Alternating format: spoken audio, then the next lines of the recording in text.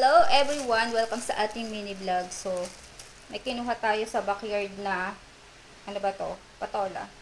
Pero, nanggaling kami ni Lolo dun sa anak niya.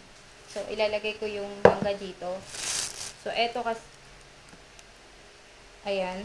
Nanggaling kami sa Kinalaupan dun sa anak niya. So, ayan. Pumunta pala siya ng farm. So, nagbigay siya ng mangga. Kasi nga, pinagluto ko sila ng soup. Tapos, dinala ko dun sa kanila. So, ayan. Pag uwi namin, ayan, ang dami namin dalang mangga. 3 variety yung mangga nila. Ito yung parang pabilog. Tapos, ito naman is para siyang, ano, mangga sa Pinas. Ito, mangga sa Pinas. So, ayun. And then, ito yung pinaka matamis na malalaki yung mangga nila. Sobrang laki, diba guys? Ang lalaki. Ang tamis nito. Masarap siyang ilagay sa sa gatas, tas may oatmeal, tas may saging. O, diba ang lalaki guys? O, ganito kalalaki ang manggas dito sa Taiwan. Parang ano na siya, nasa 1 kilo mahigit or 2 kilos. So, nagbigay siya ng mangga, tatlong malalaki. Yan. So, ayan. Kahit may ganito na siya, hindi naman yan sira. Sa balat lang siya. So, ganito. Yan. Wala, hindi ka asya. So, ito yung mangga na parehas sa Pinas. Sobrang asim nito pag green na green. At saka yung kulay niya green. Ito naman is, ang kulay nitong malalaki na to is ano siya. Yang para siyang apple mango sa atin sa Pinas. Yun. So, yun lang guys. Thank you for watching. Ilalagay ko sa ref kasi masarap siyang kainin kapag malamig. Alam nyo na.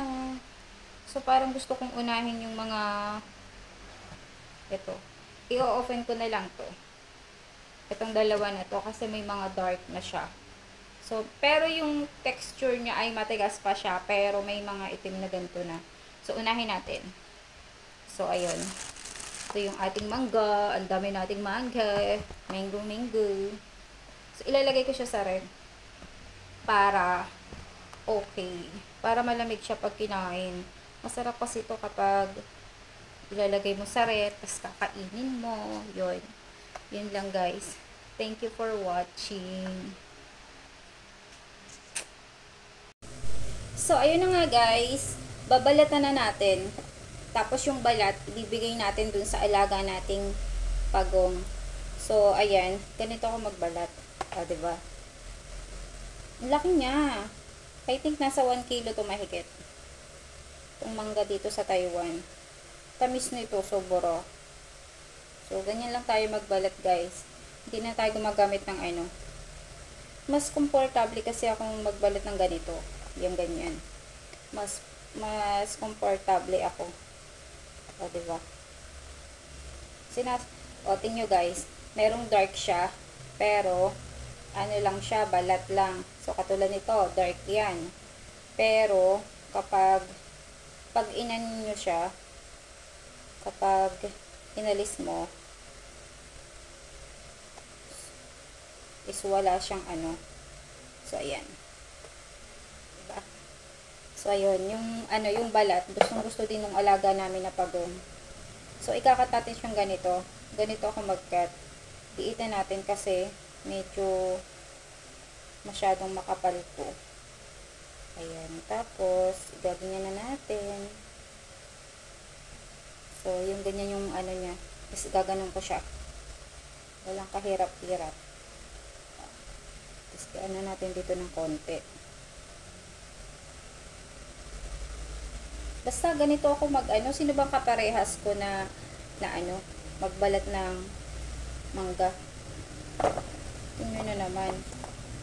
Yung laki niya, isang ganto, kulang pa yung kutsilyo ko. Isang gantong haba. So, ganyan lang. Oh my gosh. So, ganito. Diba? So, madali lang siya.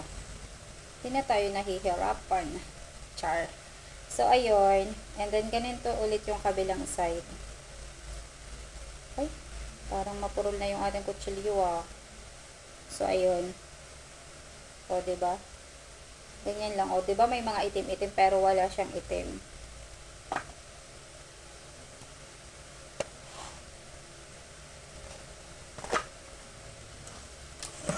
Wala siyang itim. So, ganito. Diba? May mga itim siya pero pag inalis mo na yung balat, nakakangawit pala. Sobra kasing laki. So, ayun. Tsaka yung mangga ni Laupan is yung mangga nila ay mabababa lang. Hindi siya matataas baga. Ganun.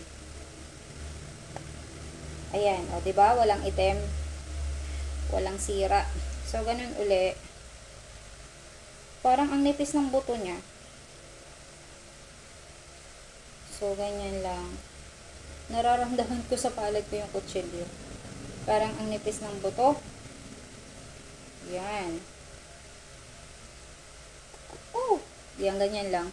Tapos, igagano na ulit natin ulit.